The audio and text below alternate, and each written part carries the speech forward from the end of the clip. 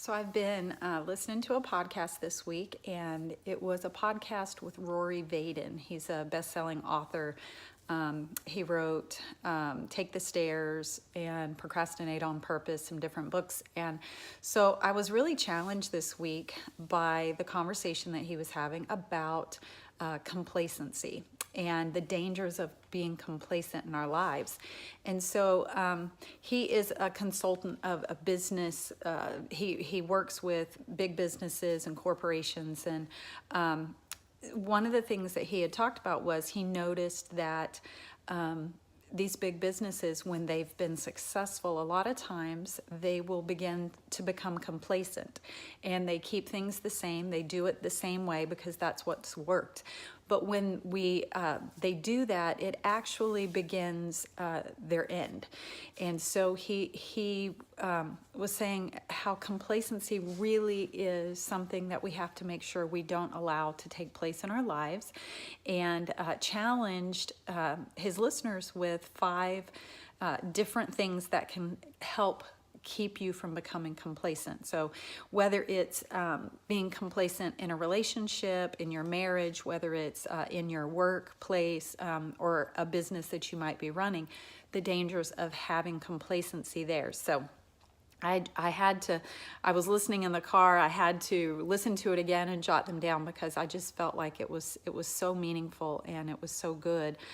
So the first thing he talked about is raising your expectation level, because when you've achieved a level and then you become complacent and you get used to, okay, this is the standard, this is the expectation, but always raising the bar and raising that expectation is so important. So really making sure that our expectations for ourselves, our expectations for the amount of successfulness and those kinds of things are always, we're raising the bar on that.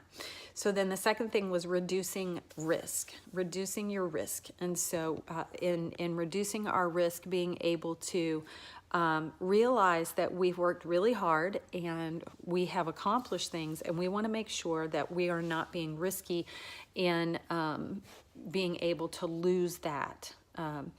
And so we want to look at, okay, what was it that we did?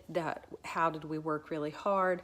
And how are we going to be able to reduce the risk of failure and losing?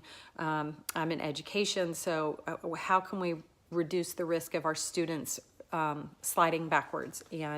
And we've all, our grades in Florida have just come out, and happy to say our school grade that I was at this past year raised. How do you then move forward and say, how do we keep from losing that? And so we have to really start to manage the risk and reduce the risk. So then the third thing is creating new challenges for yourself, for us to really look at what are the biggest dreams that we've had, and some crazy dreams, and how can we take those wild, crazy dreams and move forward on them. So he brought out that 5 years ago, you were in a different place, and that same dream might have been a little bit harder to imagine that you could achieve. So what is it that you have dreamed, because you are that much more ready to reach that dream than you've ever been before. So bring out those wild, crazy dreams and really let's start to dream again and create a new challenge for yourself.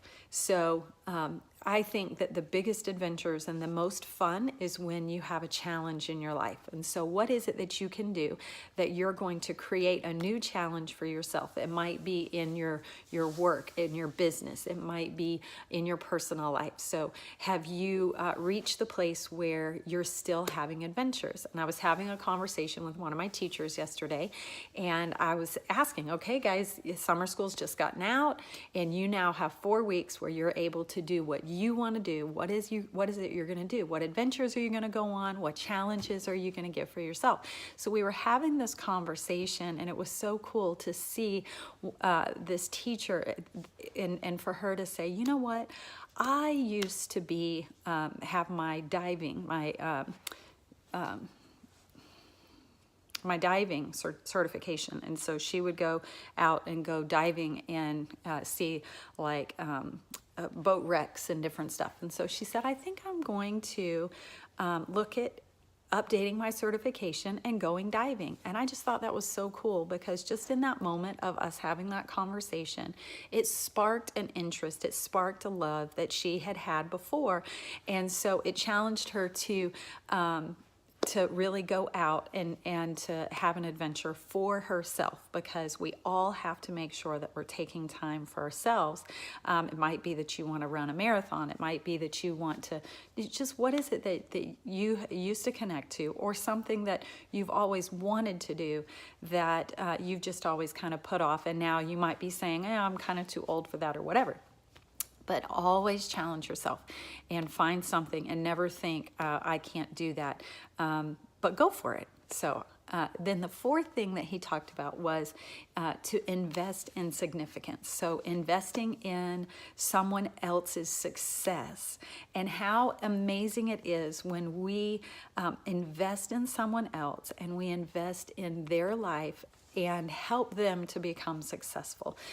There's nothing that is more satisfying than mentoring someone, whether it is an adult, whether it's a child, but being a mentor and helping them to be able to see that there are things in their life that they're going to be able to do, and you help show them and help guide them in that way.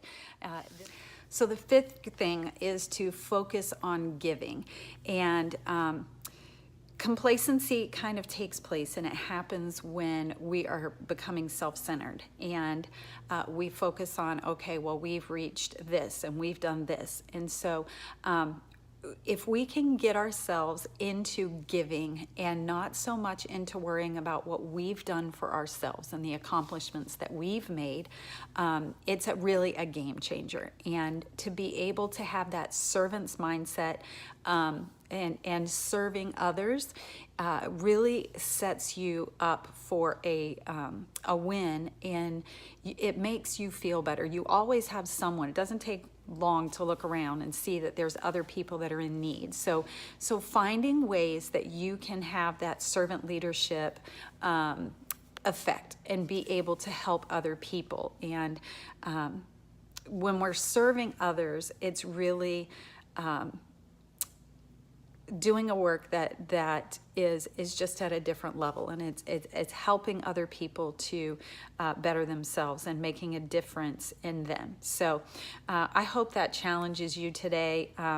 I really want to encourage you and challenge you just to know that you make a difference, and the things that you do matter to other people. It matters in your life, and fight against that complacency. Find some new things to do, and really explore some new adventures. So the things that you do, have the courage to make a difference in someone.